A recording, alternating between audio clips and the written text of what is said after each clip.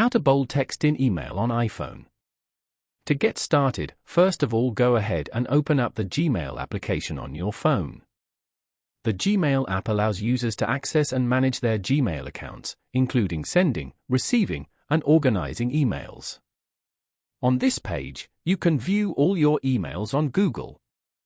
Go to the bottom right corner and tap on the Compose button as shown. You can compose a new mail from here.